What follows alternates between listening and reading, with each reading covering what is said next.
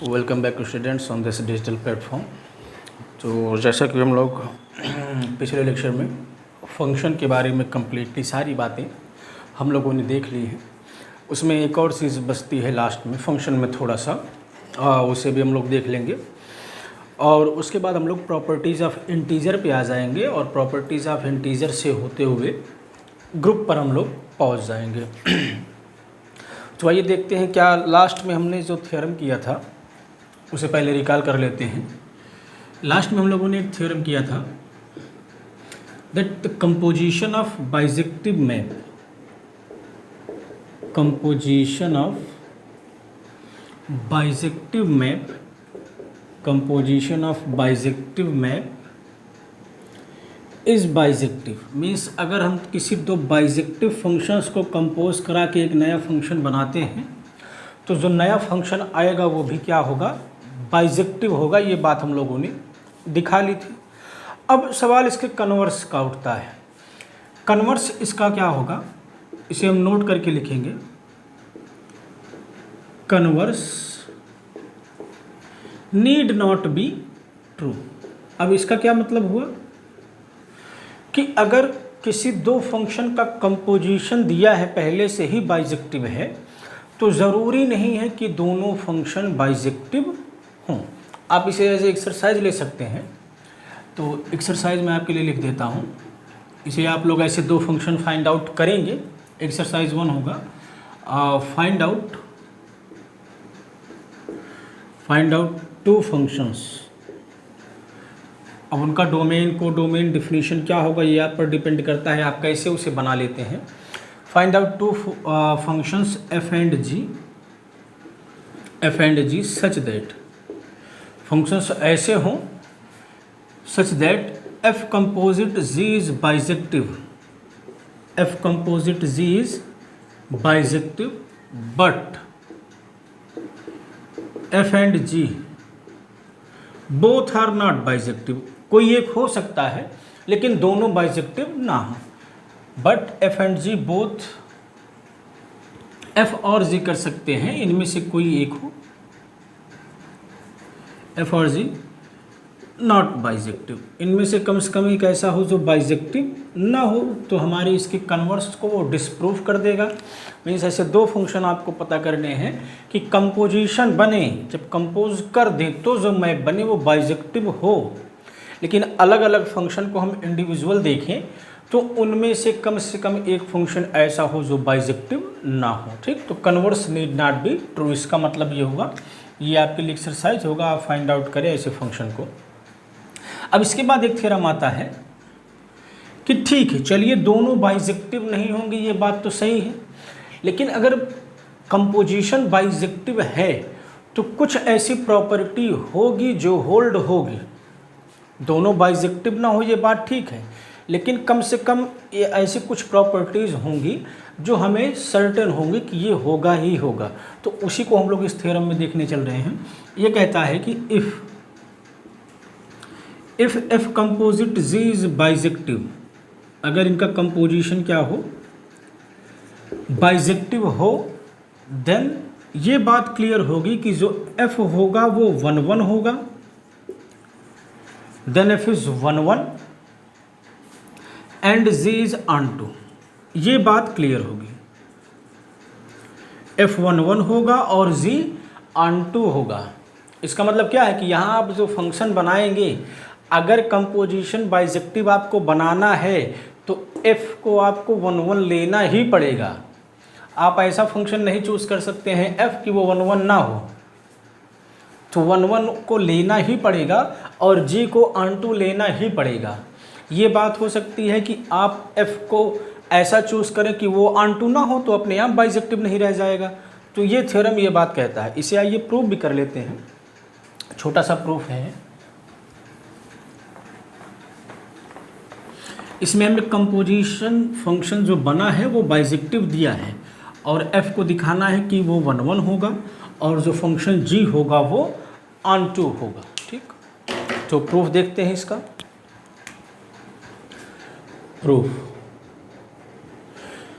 Proof में function bijective दिया है, इसका यूज़ हमें करना है। तो पहले लिख लेते हैं क्या गिवन है। गिवन दैट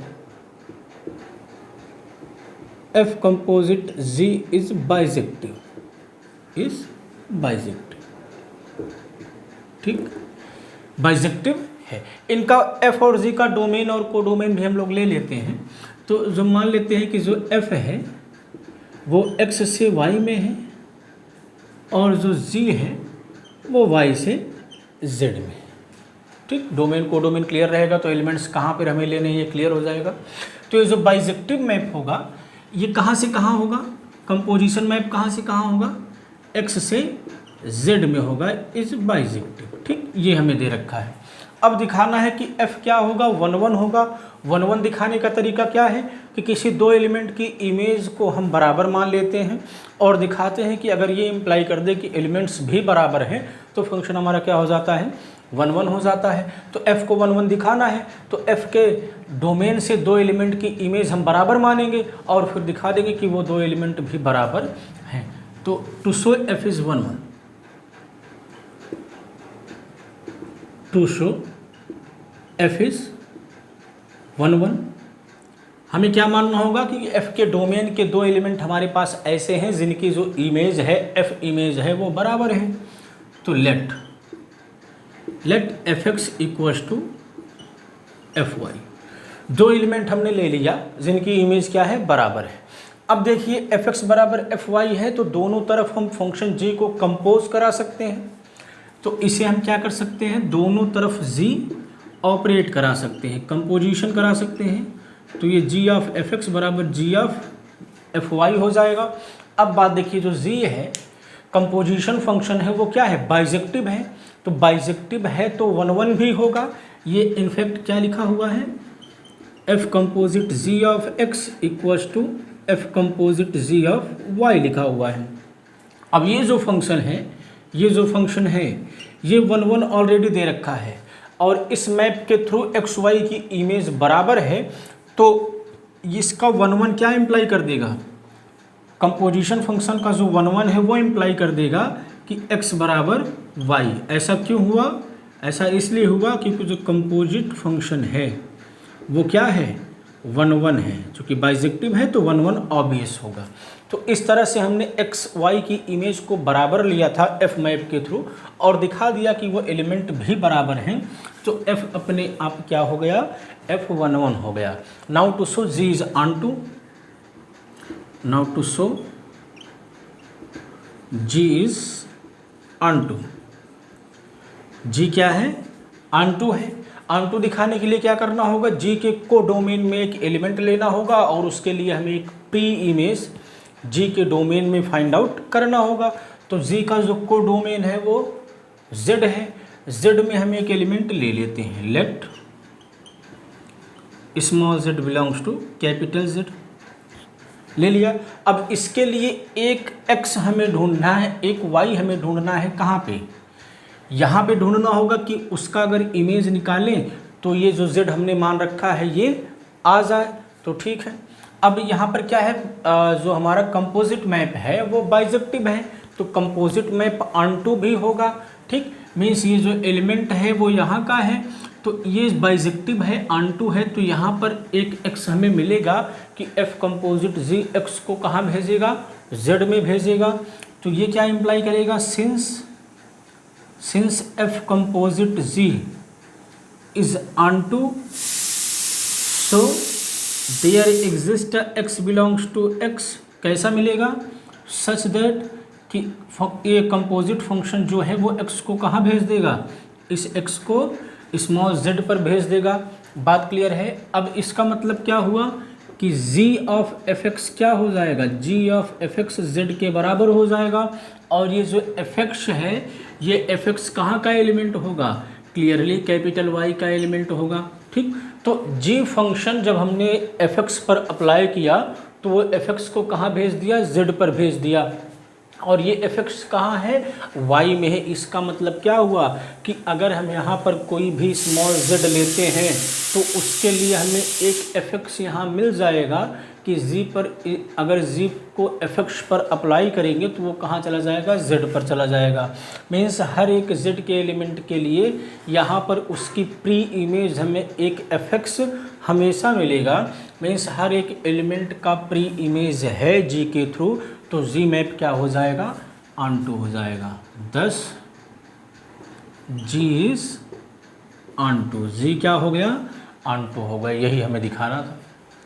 तो ये थ्योरम ये कहता है कि अगर कंपोजिट मैप बाइजेक्टिव दिया है तो हम वहाँ से एफ और जी के बारे में ये पता कर सकते हैं कि जो एफ होगा वो 1-1 होगा ही होगा, ऑन टू नहीं हो सकता है, हो भी सकता है नहीं भी हो सकता है, कम से कम 1-1 होगा और जी कम से कम ऑन टू होगा। इसका मतलब क्या है कि आप यहाँ से एक एक्सरसाइज ले सकते हैं।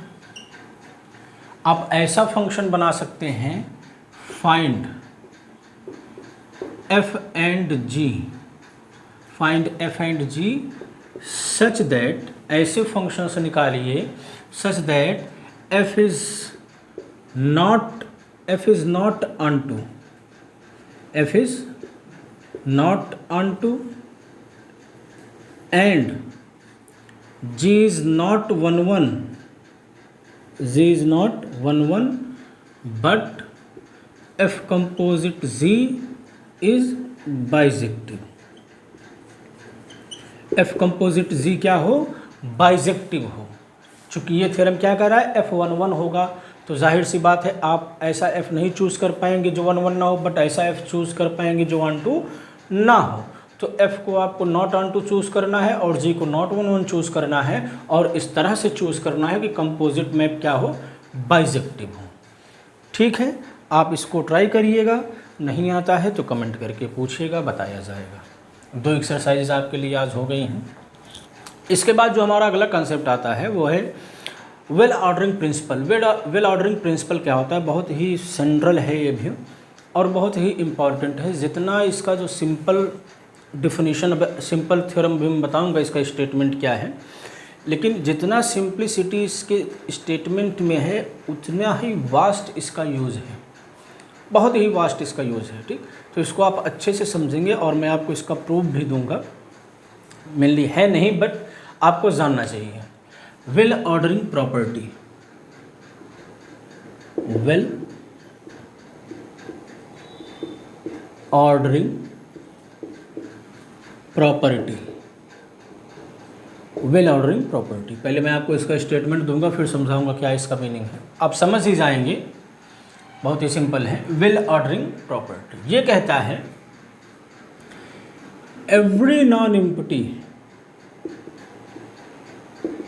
every non-empty subset of natural number, every non-empty subset of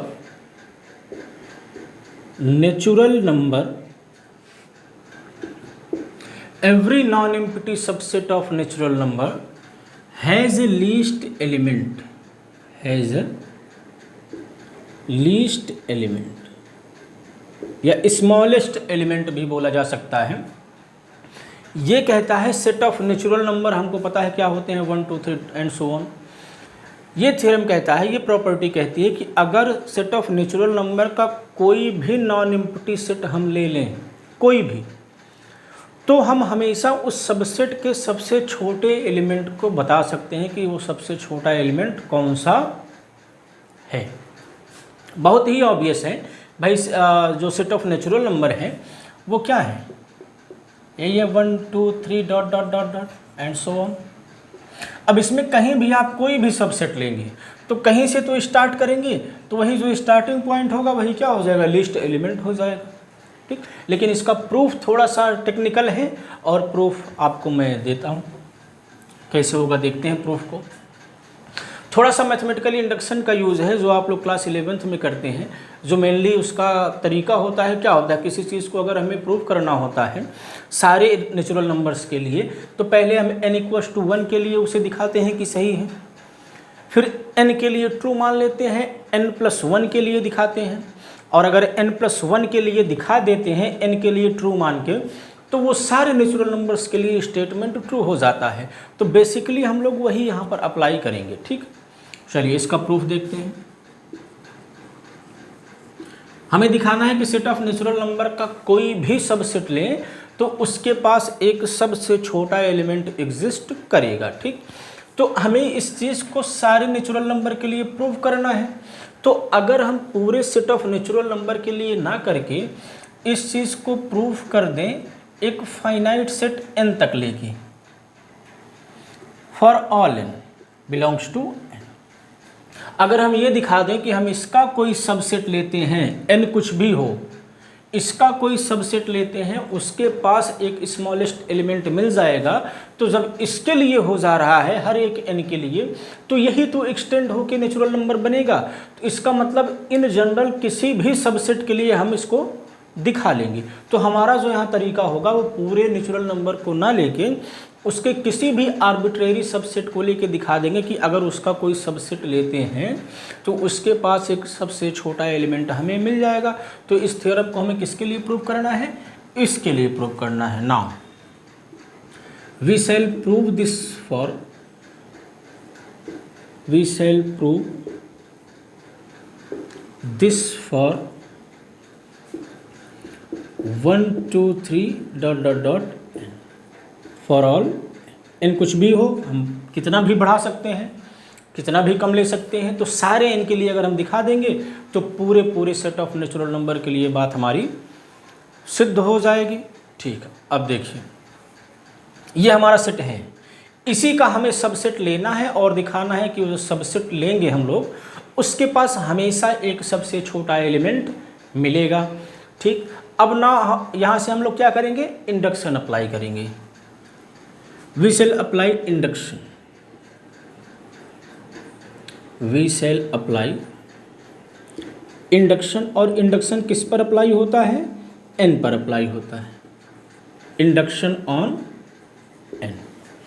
ठीक, अब इस चीज़ को हम दिखाएंगे कि जो थ्योरम है हमारा, जो इसके लिए प्रूव करना है, दिखाएंगे कि n बराबर 1 के लिए ट्रू है, फिर मान लेंगे कि n के लिए ट्रू है, और फिर दिखाएंगे कि n+1 के लिए ट्रू हो जा रहा है, और इस तरह से इन जनरल किसी भी नेचुरल नंबर के लिए हमारी बात सिद्ध हो जाएगी। तो now for n = 1, for n = अब अगर n 1 हो जाएगा मीन्स ये कहाँ आ जाएगा? यहाँ हो जाएगा। तो जो हमारा सेट है देन दिस सेट हमारा सिर्फ सिंगलटन 1 हो गया, और जाहिर सी बात है हैज़ अ लीस्ट एलिमेंट, इसके पास एक लीस्ट एलिमेंट क्या है? 1 है। Then this set has a least element 1। ठीक, तो अगर सेट में एक एलिमेंट है तो ऑब्वियस सी बात है उसका सबसे छोटा एलिमेंट क्या हो जाएगा? वो सिंगलटन एलिमेंट जो है वो खुद हो जाएगा। तो n बराबर 1 के लिए थ्योरम करेक्ट है। अब मान लेते हैं कि n के लिए ट्रू है, मान लेते हैं n के लिए ट्रू है, और दिखाएंगे कि n+1 के लिए भी ट्रू हो जाएगा। नाउ सपोज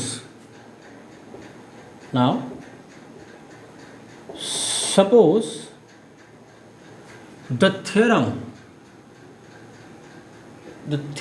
इज ट्रू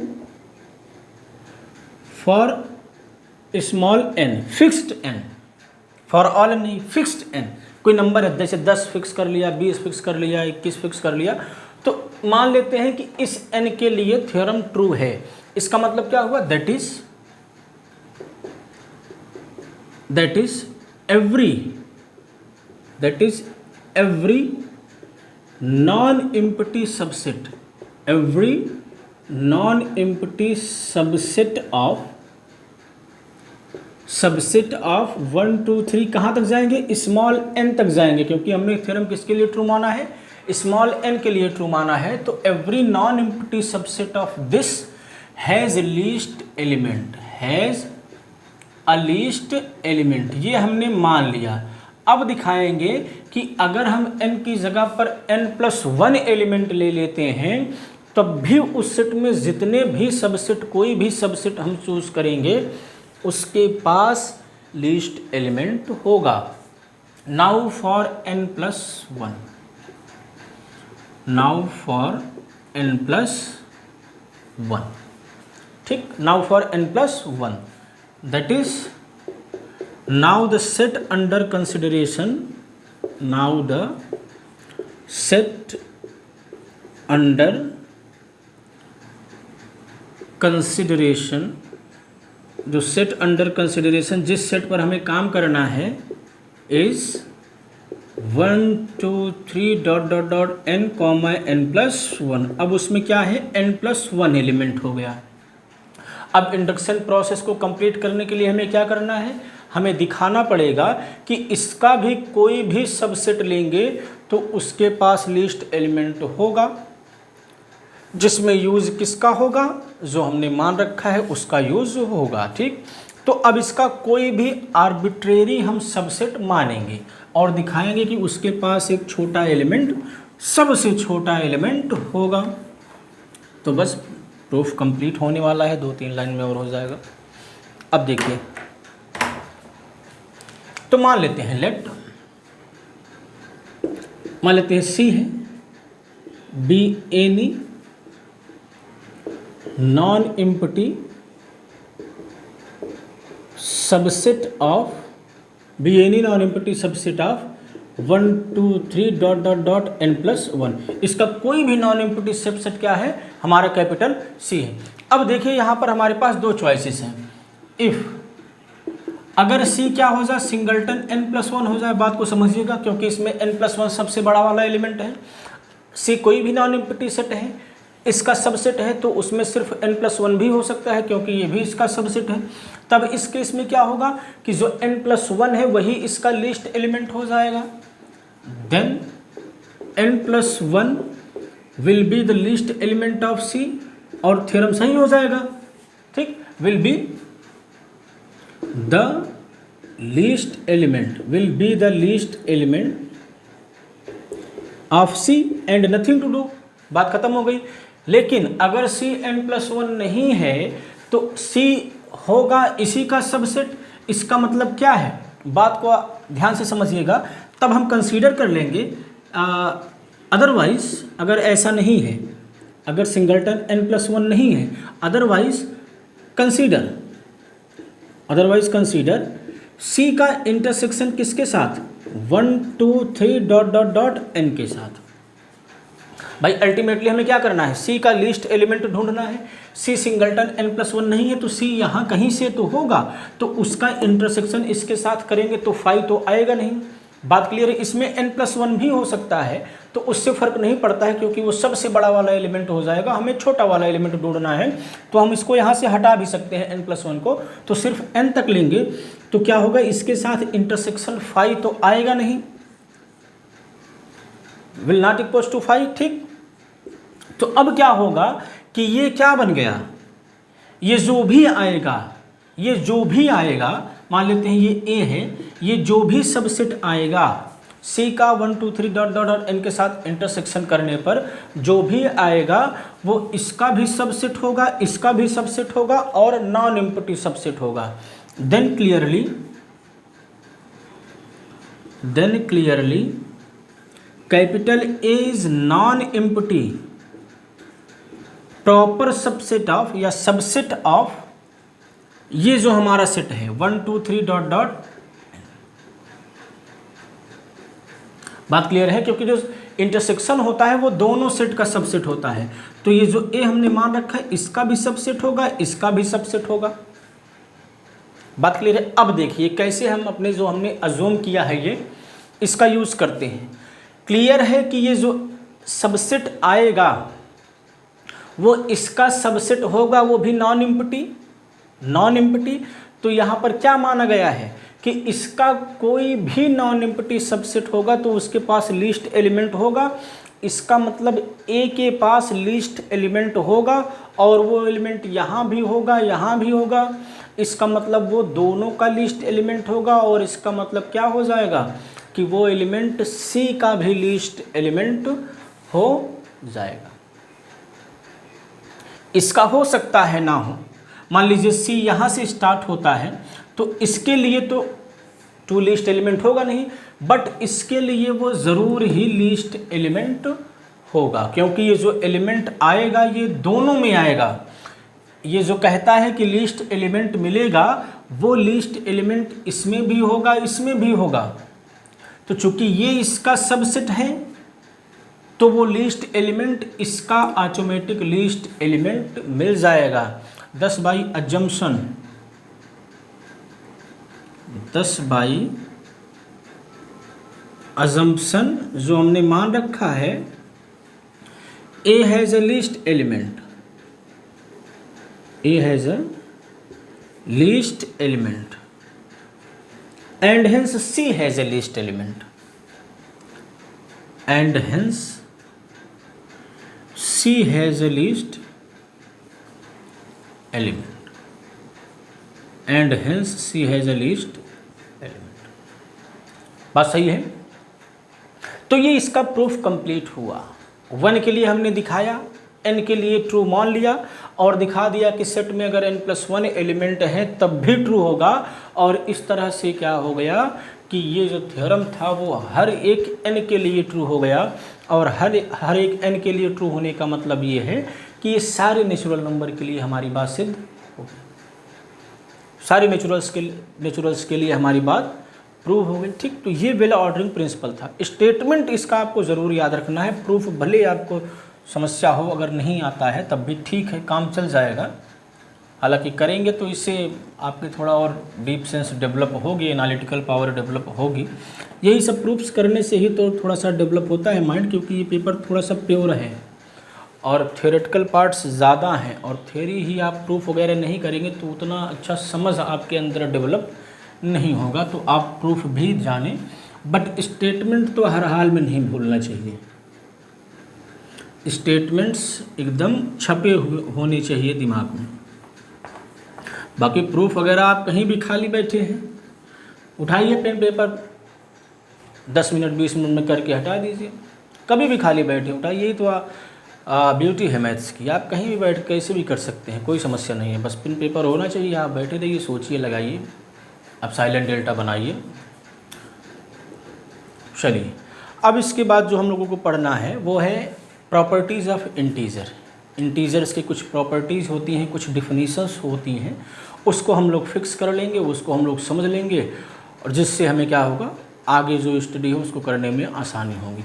तो इसमें सबसे पहली जो प्रॉपर्टी थी हम लोगों ने उसे देखा कि वेल ऑर्डरिंग प्रिंसिपल है। पॉजिटिव इंटीजर्स की बात हुई। पॉजिटिव इंटीजर की एक बहुत अच्छी प्रॉपर्टी हम लोगों ने निकाल ली। क्या हुआ? वो वेल ऑर्डरिंग प्रॉपर्टी की every subset of positive integer, या उसी को नेचुरल नंबर कहा जाता है, every non empty subset of positive integer has a least element. अब हम लोग बात करेंगे डिविजिबिलिटी क्या होती है। डिविजिबिलिटी से मतलब क्या है? तो आप जानते ही हैं, जैसे मान लीजिए कि 10 है, 10 क्या करता है? 30 को डिवाइड करता है। कितनी बार जाता है? 3 बार जाता है, 0 आ जाता है। ठीक, तो यहाँ पर क्या हुआ? इसका मतलब अगर हम 10 में 3 से मल्टीप्लाई करें तो 30 मिल जाता है। 10 क्या कर रहा था? 30 को डिवाइड कर रहा था। इसका मतलब क्या हुआ कि हमें एक इंटीजर मिल गया कि उसे हम 10 में मल्टीप्लाई कर दें तो 30 आ जाएगा। डिविजिबिलिटी का यही मतलब है। 5 है, 5 15 को डिवाइड करता है। इसका मतलब कोई इंटीजर हमें 3 ऐसा मिलेगा कि 5 में उसे मल्टीप्लाई कर दें तो 15 मिल जाएगा। तो यहीं से डिविजिबिलिटी की डिफिनीशन हम लोग बना लेते हैं, जनरल डिफिनीशन बना लेते हैं। वो क्या होता है, पहले हेडिंग दे लेते हैं, divisibility in Z, divisibility in set of integer. इसमें क्या होता है, हम लोग कहेंगे we say that integer B जो कि नॉन ज़ीरो होगा, जिससे डिवाइड करते हैं उसे हम नॉन ज़ीरो लेते हैं, क्योंकि आपको पता है कि ज़ीरो से डिवाइड नहीं किया जा सकता है। We say integer divides, we say integer B divides A if there exist an integer, हमें एक इंटीजर मिले, मान लेते हैं c, सच दैट कि जो a हो वो b इंटू सी हो जाए। आप इससे उसको कंपेयर करके करिस्पॉन्ड करके एग्जाम्पल लेके समझ सकते हैं, कोई खास बात नहीं है। ये कह रहा है कि b अगर a को डिवाइड कर रहा है तो कोई ना कोई इंटीजर c ज़रूर मिलेगा कि उसे c में मल्टीप्लाई कर देंगे तो a के बराबर हो जाएगा। बात सही है। या दूसरे शब्दों में कह सकते हैं कि अगर b a को डिवाइड कर रहा है तो जाहिर सी बात है a क्या रहा होगा, b का मल्टीपल रहा होगा। मीन्स b में कुछ नंबर से मल्टीप्लाई करने पर हम a पर पहुंच जाएंगे। वही डिफिनेशन लिखा हुआ है। ठीक, ये हो गया डिविजिबिलिटी इन r। इस नोटेशन को हम लोग अक्सर यूज़ करेंगे। डिवाइड कर रहा है तो कोई ना कोई इंटीजर मिलेगा सच दैट a बराबर bc, तो आपको ये पता होगा तो आसानी होगी। और इसे दिखाते कैसे हैं, इफ़ b डिवाइड्स a, अगर b a को डिवाइड कर रहा है, b divides a, then it is denoted by, एक नोटेशन हम लोग फिक्स कर लेते हैं, then it is denoted by, b straight line होगा, स्लैंट मत बनाइएगा इसे, एकदम स्ट्रेट होगा, b divides a, b divides a, क्या पढ़ेंगे इसे, डिवाइड्स पढ़ा जाता है, b डिवाइड्स a। ठीक, ये डिविजिबिलिटी की मीनिंग है। आगे बढ़ते हैं। अब आप लोगों ने बचपन में बहुत सारे डिविजन्स किए होंगे। डिवीज़न करना आपको बचपन में ही सिखा दिया जाता है। बस उसी ऑब्जर्वेशन को हम लोग एक थ्योरम नाम दे देते हैं, डिवीज़न एल्गोरिथम। तो पहले समझ लेते हैं क्या है। मान लीजिए कोई नंबर b है, कोई भी इंटीजर है, नॉन ज़ीरो है, क्योंकि इससे डिवाइड करने जा रहे हैं तो नॉन ज़ीरो लेना पड़ेगा। b से किसी इंटीजर a में हम डिवाइड करते हैं, डिवीज़न करते हैं, तो हमें कुछ कोसेंट मिलता है और कुछ रिमाइंडर मिलता है। बात सही है। तो बस यही डिवीज़न एल्गोरिथम है कि किसी नंबर से किसी में डिवाइड करेंगे, किसी नॉन ज़ीरो नंबर से, तो हमें हमेशा एक कोसेंट मिलता है और हमेशा एक रिमाइंडर मिलता है, और सिर्फ एक ही मिलता है। ऐसा नहीं है डिवाइड करने पर एक क्यू मिल गया, कुछ और भी मिल सकता है, सिर्फ क्यू ही मिलेगा, एक ही रिमाइंडर भी मिलेगा। ठीक, तो ये दोनों क्या होंगे, यूनिक होते हैं। ये ए और बी के अकॉर्डिंग यूनिक होते हैं। एक ही ए और एक ही बी के लिए अलग अलग क्यू और आर हमें नहीं मिलेंगे। तो यही डिवीज़न एल्गोरिथम है। यही क्या है, डिवीज़न एल्गोरिथम है। लिख लेते हैं इसे, बस लिखना ही है। आप लोग इन सारी बातों को जान रहे हैं, बहुत ही क्वाइट ऑब्वियस चीज़ें हैं। और यहाँ पे ख़ास बात ये होती है कि जो रिमाइंडर आता है वो हमारे b से छोटा होता है या ज़ीरो हो सकता है, छोटा होता है या ज़ीरो हो सकता है। चलिए डिवीज़न एल्गोरिथम स्टेट कर लेते हैं। तो let A B belongs to z, और जिससे डिवाइड करना है उसे नॉन ज़ीरो ले लेते हैं, एंड b, चलिए पॉजिटिव ले लेते हैं, बिलोंग्स टू z। पॉजिटिव हमने इसलिए लिया कि अगर मान लीजिए ए में बी से डिवाइड कर रहे हैं, अब कह रहा है कि नेगेटिव, ये नेगेटिव हमने यहाँ पर क्यों नहीं लिया, अगर मान लीजिए नेगेटिव होगा तो उस नेगेटिव को हम हमेशा यहाँ ट्रांसफ़र कर पाएंगे, हमेशा ट्रांसफ़र कर पाएंगे। तो आसान यही होगा कि हम अपने बी को, अपने डिवाइज़र को पॉजिटिव ही लेके चलें, कोई उससे फ़र्क नहीं पड़ेगा। भाई अगर हम 5 से 15 में भाग दें, -15 में, -5 से 15 में डिवाइड करें, या 5 से -15 में डिवाइड करें, दोनों बातें एक ही होती हैं, कोई डिफरेंस नहीं होता है। तो अपने डिफिनीशन को थोड़ा और हम इजी बनाने के लिए जो डिवाइजर है उसे पॉजिटिव कंसीडर कर सकते हैं। तो हमने क्या ले लिया, b जो है जिससे हम डिवाइड करने जा रहे हैं वो क्या है, 0 से बड़ा है और इंटीजर है। Then there exist unique, then there exist unique Q and R, quotient and remainder इसे नाम बाद में दिया जाता है। Then there exist unique Q and R, ये इंटीजर से ही होंगे, इंटीजर्स होंगे, सच दैट कैसा मिलेगा, कि ये जो होता है यहाँ से क्या होता है आपको पता है, a बराबर B Q plus R, divisor को क्वोशेंट में मल्टीप्लाई करेंगे और रिमाइंडर को जोड़ेंगे तो डिविडेंड मिल जाता है। बचपन से आप लोग ये करते चले आए हैं। तो सच दैट a बराबर a equals to B Q plus R, और जो रिमाइंडर होता है वो डिवाइजर से छोटा होता है, क्योंकि अगर डिवाइजर से बड़ा होगा तो डिवाइजर को एक और बार लेके चले जाएंगे, क्वोशेंट बढ़ जाएगा और फिर से रिमाइंडर अपने आप b से छोटा हो जाएगा। बात ये है, ठीक, यही डिवीज़न एल्गोरिथम होता है। अब इसका देखो बहुत ही कुछ एप्लीकेशन खास नहीं होगा, बट प्रूफ्स में इसका बस स्टेटमेंट हम लोग यूज़ अक्सर करेंगे, इसीलिए आपको ये याद रखना होगा कि अगर कोई भी एक दो इंटीजर है जिसमें एक डिवाइजर है एक डिविडेंड है, तो हमेशा यूनिक क्वोशेंट और रिमाइंडर क्यू और आर मिलते हैं। वो भी कैसे कि अगर डिवाइजर में क्वोशेंट से मल्टीप्लाई करके रिमाइंडर ऐड कर दे तो डिविडेंड हमें मिल जाता है। बात ठीक। चलिए अब आगे बढ़ते हैं, वेरीफाई कर लेते हैं इसको थोड़ा सा, 2-3 एग्जाम्पल लेके। थोड़ा सा सिंपल लेते हैं। मान लीजिए 5 से हम डिवाइड करें 17 में, तो क्या आता है, कितनी बार जाएगा, 3 बार जाएगा, 15 होगा, कितना बचेगा, 2। ठीक, अब क्वोशेंट और डिवाइजर को मल्टीप्लाई करिए 5 × 3 और रिमाइंडर को ऐड करिए, अपने आप क्या आ जाएगा, 17 आ जाएगा। ठीक, तो वही बात ये कह रहा है। अब मान लीजिए थोड़ा और डिवीज़न हम लोग चेंज कर दें, माइनस वगैरह वाला भी देख लेते हैं एग्जाम्पल। मान लीजिए 5 डिवाइड कर रहा है -17 को, -17 को कर रहा है, कितनी बार ले जाएंगे, -4 बार ले जाएंगे, -20 होगा, प्लस होगा, कितना बचेगा, 3 बचेगा।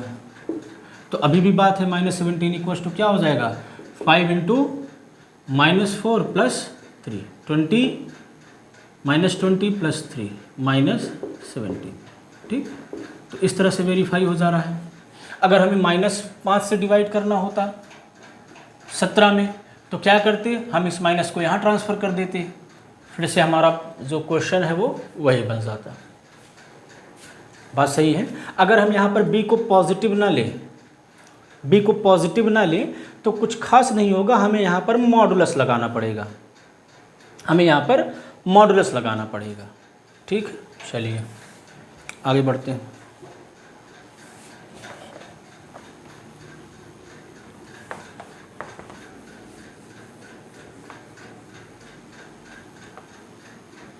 अब इसके बाद आप लोगों ने GCD वगैरह पढ़ी होगी, SCF जो कि जिसे दूसरे शब्दों में कहते हैं हाईएस्ट कॉमन फैक्टर, या GCD उसे कहते हैं ग्रेटेस्ट कॉमन डिवाइज़र। तो छोटे छोटे डिफिनीशंस हैं, उसको हम लोग नोट डाउन कर लेते हैं। तो अगला जो कॉन्सेप्ट होगा, ग्रेटेस्ट कॉमन डिवाइज़र। ग्रेटेस्ट नाम से ही अपनी डिफिनीशन को ये बता रहा है कि दो नंबर दिए होंगे, दोनों के जो कॉमन डिवाइजर्स होंगे उनमें जो मैक्सिमम वाला होगा वही क्या हो जाएगा, ग्रेटेस्ट कॉमन डिवाइज़र। बस आपको प्रिसाइसली लिख लेना है, ग्रेटेस्ट कॉमन डिवाइज़र, कुछ खास नहीं है इसमें, ग्रेटेस्ट कॉमन डिवाइज़र। तो पहले 2 नंबर लेने पड़ेंगे, 2 integers, let a, b belongs to z*। ठीक, दोनों नॉन ज़ीरो लेते हैं, क्योंकि दोनों अगर ज़ीरो हो जाएगा तो अभी हम लोग देखेंगे कि हम GCD हम लोग डिफाइन नहीं कर पाएंगे। अगर एक इनमें से ज़ीरो है तो मैक्सिमम वाले का अगर निगेटिव है तो उसको पॉजिटिव में कन्वर्ट कर देते हैं, वही उसका GCD हो जाता है। तो इसीलिए इन जनरल हम दोनों को नॉन ज़ीरो लेके चलते हैं। तो मान लेते हैं हमारे पास 2 नॉन ज़ीरो इंटीजर्स हैं, then d belongs to z। ये पॉजिटिव होगा अपने आप, GCD का नेचर ही ऐसा है कि वो पॉजिटिव होगा। अगर हम यहाँ नहीं भी लिखते हैं तब भी वो चीज़ें अभी डिफिनीशन से क्लियर हो जाएंगी कि उसे पॉजिटिव होना ही पड़ेगा। Then d > 0 belongs to z is called GCD। Short में इसी को GCD हम लोग बोलेंगे, GCD of a and b। b को a और b का GCD कहा जाएगा। पहली बात क्या हो, ग्रेटेस्ट वो कॉमन डिवाइज़र हो, और दूसरी बात क्या होगी कि ग्रेटेस्ट कॉमन डिवाइज़र हो। कॉमन डिवाइज़र के साथ साथ सबसे बड़ा वाला हो। तो डिवाइज़र इसका मतलब क्या है कि जो d होगा वो a को भी डिवाइड करेगा और जो d होगा वो b को भी डिवाइड करेगा। डिवाइज़र है तो तो ए को भी डिवाइड करेगा और बी को भी डिवाइड करेगा। और ग्रेटेस्ट है ये इम्प्लाई कर देता है कि अगर कोई और डिवाइज़र है ए और बी का, अगर कोई और डिवाइज़र है ए और बी का, तो ये डिवाइज़र डी को डिवाइड कर रहा होगा। मीन्स डी से क्या रहा होगा, बड़ा रहा होगा, और डी डैश डी को डिवाइड कर रहा होगा। ऐसा क्यों? क्योंकि D is greatest common divisor. बात ठीक है। चलिए, तो ये जीसीडी है, और इसका जो नोटेशन है हम लोग ऐसा लेते हैं कि अगर डी ए और बी का जीसीडी है, if D is GCD of A and B, GCD of A and B, then it is denoted by, इसे हम डिनोट करेंगे D बराबर स्मॉल ब्रैकेट ए बी में, स्मॉल ब्रैकेट ए बी में हम लोग इसे डिनोट करेंगे। ठीक, ये हो गया GCD का। अब खास बात देखिए कि D अगर GCD है A और B का, बात को समझिएगा, if D is GCD of A and B, तो ये बात क्लियर है कि D क्या करेगा, A को भी डिवाइड करेगा, और D क्या करेगा, B को भी डिवाइड करेगा। तो D अगर A को डिवाइड कर रहा है तो D A के हर एक मल्टीपल को डिवाइड करेगा। 2 4 को डिवाइड करता है तो 2 4 के हर एक मल्टीपल को डिवाइड करता है। तो D A इंटू यू को भी डिवाइड करेगा for any integer u, and D जो होगा B के भी सारे मल्टीपल को डिवाइड करेगा for any integer v, where u भी बिलोंग्स टू z। ठीक, ये बात क्लियर है। इसका मतलब क्या, D इसको भी डिवाइड कर रहा है, D इसको भी डिवाइड कर रहा है, तो D दोनों के सम और डिफरेंस दोनों को डिवाइड करेगा, एटलीस्ट सम को तो डिवाइड करेगा ही करेगा। ठीक, अब v नेगेटिव भी हो सकता है, पॉजिटिव, तो अकॉर्डिंगली वो तो प्लस माइनस उसमें इंक्लूड हो जाएगा, अलग से नेगेटिव लगाने की ज़रूरत नहीं है। तो यहाँ से क्या पता चला कि D अगर A और B का GCD है तो D A और B के लीनियर कॉम्बिनेशन को भी डिवाइड करेगा। D will divide the linear combination of A and B, इसे लीनियर कॉम्बिनेशन पढ़ा जाता है। ठीक, तो ये बात कहता है, इसे आप समझिएगा। आइए अब आगे बढ़ते हैं। ऐसे ही कंसेप्ट आता है लीस्ट कॉमन मल्टीपल का, उसे भी हम लोग डिफाइन कर लेते हैं। अच्छा, इसके रिगार्डिंग ग्रेटेस्ट कॉमन डिवाइजर से रिलेटेड एक और एल्गोरिथम है जिसे हम लोग यूक्लिडियन एल्गोरिथम बोलते हैं। यूक्लिडियन एल्गोरिथम, उसे पहले स्टेट कर देते हैं, तब हम लोग एलसीएम पर आएंगे। यूक्लिडियन एल्गोरिथम बहुत ही सिंपल सा स्टेटमेंट है। ये कहता है कि अगर D हमारा A और B का GCD है तो D को हमेशा A और B के लीनियर कॉम्बिनेशन में एक्सप्रेस किया जा सकता है। क्या मतलब हुआ? ये कहता है if D is GCD of A and B, then there will exist U and V belongs to Z such that, हमें इंटीजर्स U और V हमेशा मिलेंगे कि D बराबर क्या हो जाएगा, AU plus B into GCD हमेशा नंबर्स का लीनियर कॉम्बिनेशन होगा। ये एल्गोरिथम कहता है। बात सही है? ठीक, अब आते हैं हम लोग लिस्ट कॉमन मल्टीपल पे। Least common multiple LCM।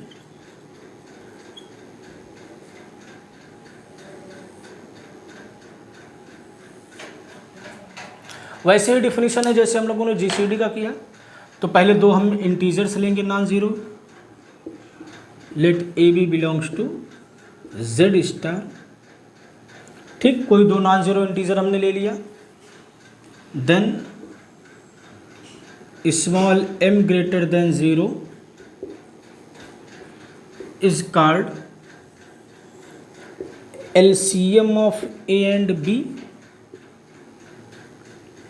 Common multiple means A का टेबल पढ़ें, बी का टेबल पढ़ें, तो दोनों जहाँ जाके मिलते हैं सबसे पहले वो वाला नंबर, इसका मतलब क्या हो, जो एल है वो ए का भी मल्टीपल है और जो एल है वो बी का भी मल्टीपल है, और मल्टीपल है इसका मतलब क्या है, ए भी उसे डिवाइड करेगा और बी भी उसे डिवाइड करेगा, और ए और बी जिनको नंबर को, जिस एल को डिवाइड कर रहे हैं उससे छोटे किसी नंबर को डिवाइड नहीं करेंगे, इसीलिए लीस्ट वर्ड यूज़ किया गया है, लीस्ट कॉमन मल्टीपल।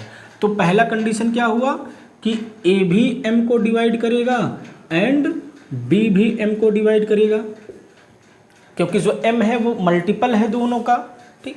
और जो दूसरा कंडीशन है कि अगर किसी और को ये लोग डिवाइड कर रहे हैं, ए और बी किसी और को डिवाइड कर रहे हैं, तो ये क्या करेगा, चूँकि एम लीस्ट वर्ड यूज़ है तो जो एम होगा वो एम डैश को डिवाइड करेगा, लीस्ट कॉमन मल्टीपल, लीस्ट है एम हमारा सबसे छोटा है तो छोटा वाला बड़े को डिवाइड करेगा, ठीक। ऐसा ही जीसीडी में हम लोगों ने किया था, वहाँ डी ग्रेटेस्ट था तो कोई और अगर ए और बी को डिवाइड कर रहा था तो वो डी को भी डिवाइड कर रहा था क्योंकि डी ग्रेटेस्ट था। यहाँ पर क्या है, एम लीस्ट है तो ए और बी किसी और को डिवाइड करेंगे तो क्या होगा, एम भी उसे डिवाइड करेगा। और इसे हम दिखाते हैं,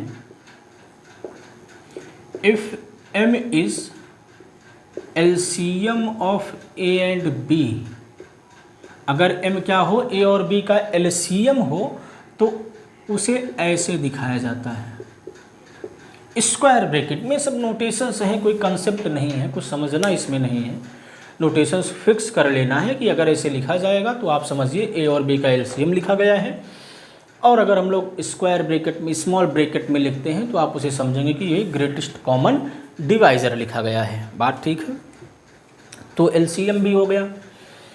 अब सवाल उठता है प्राइम नंबर्स क्या होते हैं, को प्राइम नंबर्स क्या होते हैं, और उससे रिलेटेड एक यूक्लिड्स लेमा है, सबका स्टेटमेंट हम लोग अभी लिख लेते हैं, और इन्हीं 2-3 स्टेटमेंट्स के बाद बेसिक्स हम लोगों की क्लियर हो जाएगी, और फिर डायरेक्ट हम लोग बाइनरी ऑपरेशन पे आ जाएंगे जो कि ग्रुप को डिफाइन करने में आगे मदद करेगा, ठीक है।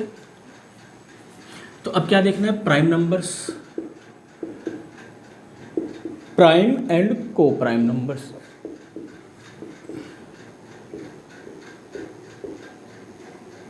ठीक, प्राइम नंबर्स क्या होते हैं और को प्राइम बचपन से ही आप लोग पढ़ते हैं इसे, बस डेफिनेशन हम लोगों को यहाँ पे रिकॉल कर लेना है।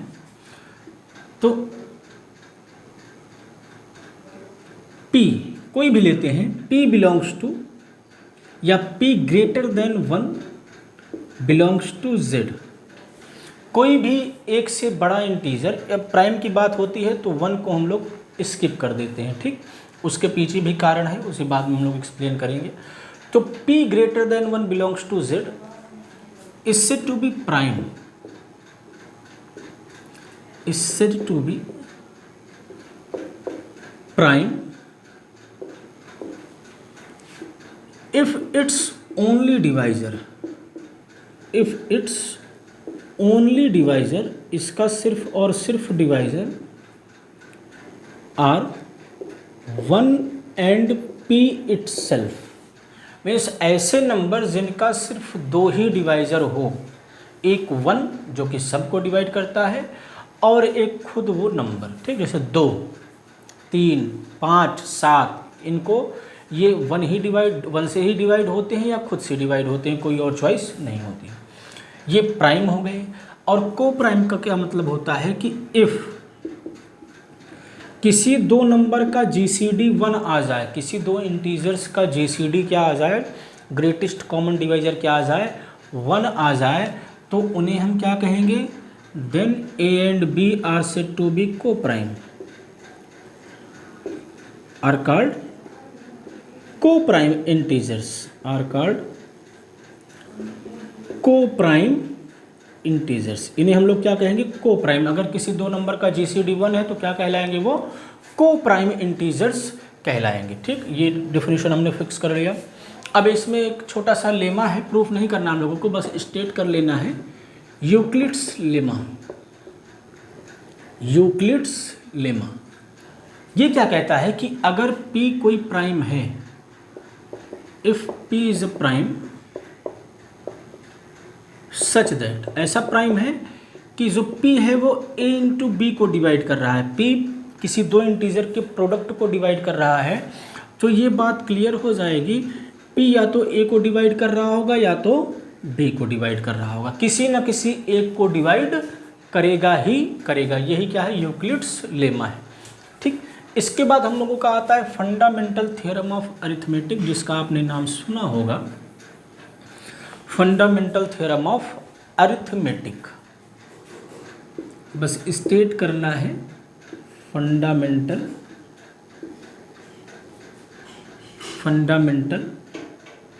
Theorem of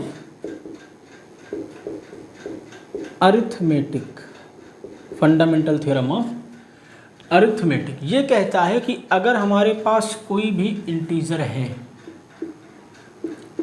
natural number, positive integer की बात होगी, कि अगर कोई भी हमारे पास नेचुरल नंबर है, then n can be expressed as,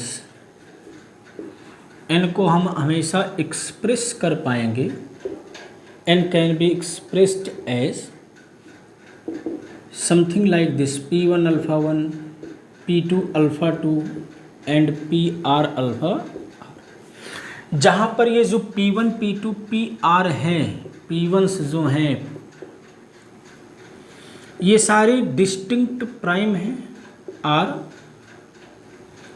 distinct primes, अलग अलग प्राइम्स हैं,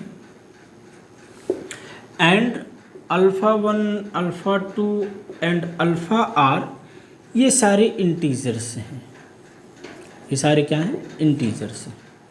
ठीक, तो ये कहता है कि किसी भी नेचुरल नंबर को product of powers of prime में हम एक्सप्रेस कर सकते हैं। जैसे आप कोई भी नंबर लें, जैसे आपने 12 ले लिया, तो 12 को हम कैसे लिख सकते हैं, 2 into 2 into 3 means 2 square into 3। तो P1 का काम कौन करेगा, P1 का काम 2 करेगा, अल्फा 1 का काम 2 करेगा, P2 का काम 3 करेगा। P1 क्या हो गया, 2 हो गया, P2 क्या हो गया, 3 हो गया, और अल्फा 1 क्या हो गया, 2 हो गया, और अल्फा 2 क्या हो गया, 1 हो गया। ऐसे ही आप कोई भी इंटीजर या पॉजिटिव इंटीजर या नेचुरल नंबर लेते हैं, तो आप हमेशा इसको इस फॉर्म में कन्वर्ट कर पाएंगे, आपको कोई भी समस्या नहीं होगी। ठीक बात है। अब इसमें जो थोड़ा सा रह गया है, कंसेप्चुअल है, डिफिनीशन नहीं है। डिफिनीशन तो है बट थोड़ा सा कंसेप्चुअल है, जो कि वेल ऑर्डरिंग प्रॉपर्टी के इक्विवेलेंट होता है, लेकिन हमको इक्विवेलेंट नहीं दिखाना है। मीन्स अगर वेल ऑर्डरिंग प्रॉपर्टी होल्ड होगी तो जो बताने चल रहे हैं वो होल्ड होगा, और अगर ये होल्ड हो रहा है तो वेल ऑर्डरिंग प्रॉपर्टी भी होल्ड होगी। बट कनेक्शन हमें नहीं बैठाना है, हम इसको सेपरेटली समझेंगे क्या कहना चाह रहा है। इसका जो नाम है वो है axiom of choice. Axiom of choice, इसका मतलब क्या हुआ, मान लेते हैं कि हमारे पास एक सेट है A, और जो सेट A है वो छोटे छोटे डिसजॉइंट सेट्स को लेकर बनाया गया है। मीन्स सेट A के जो एलिमेंट हैं वो भी सेट से ही हैं। ठीक, ये जो सेट A है इसमें छोटे छोटे डिसजॉइंट सेट्स रखे हुए हैं, ऐसे कैसे भी हो सकते हैं।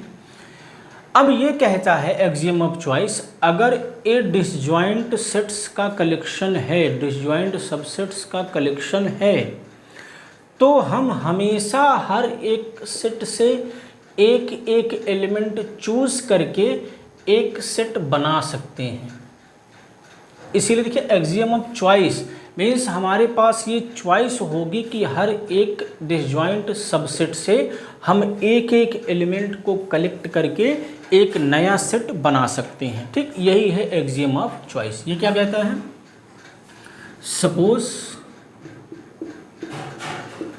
We have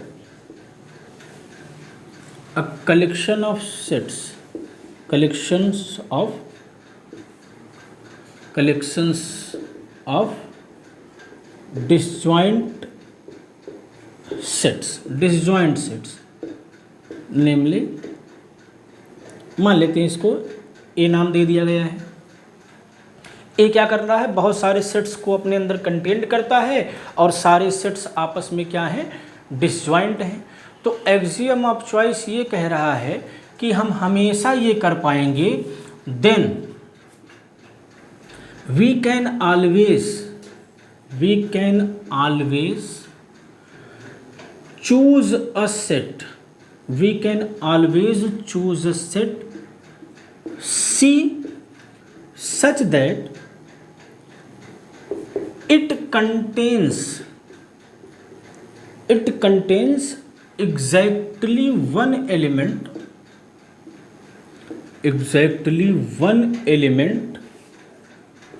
from each set, जो भी ए के अंदर सेट्स रखे हुए थे, हमारे पास ये चॉइस होगी कि हम सब से एक एक एलिमेंट ले लें और उससे एक सेट सी बना लें। यही है एक्सियम ऑफ चॉइस। अब इसको हमने क्यों बताया, इसके पीछे कारण ये है क्योंकि हम लोगों ने सेट का पार्टीशन पढ़ रखा है। जब भी कोई सेट नॉन एम्प्टी सेट होता है और उस पर कोई इक्विवेलेंस रिलेशन होता है तो वो रिलेशन क्या करता है, सेट का पार्टीशन कर देता है, डिसजॉइंट सबसेट्स में तोड़ देता है। अब डिसजॉइंट सबसेट्स में तोड़ दिया तो हम ये वहाँ से कहना चाह रहे हैं कि जैसे ही x का कोई पार्टीशन दिया रहेगा तो हम पार्टीशन के सेट्स से एक एक एलिमेंट को हमेशा चूज़ कर सकते हैं। चूज़ करने की इजाज़त कौन देता है, एक्सियम ऑफ चॉइस देती है, एक्सियम ऑफ चॉइस देती है। इस बात को आप याद रखेंगे क्योंकि इस बात का आगे हम लोग एक थ्योरम है उसमें प्रूव में इसका इस्तेमाल करेंगे। हम लोग क्या करेंगे, सेट दिया रहेगा, ग्रुप दिया रहेगा, उस पर एक इक्विवेलेंस रिलेशन डिफाइन करेंगे, फिर उस ग्रुप का पार्टीशन करेंगे, पार्टीशन करके हर एक पार्टीशन के सेट से एक एक एलिमेंट निकालकर एक सेट बनाएंगे। तो ये सब करने की इजाज़त कौन देता है, एक्सियम ऑफ चॉइस देता है, इसीलिए इसको आपको जानना ज़रूरी था। ठीक है, तो बेसिक्स यहाँ पर हम लोगों की लगभग फिनिश होती हैं। अगर कुछ रह जाता है तो आपको बताया जाएगा।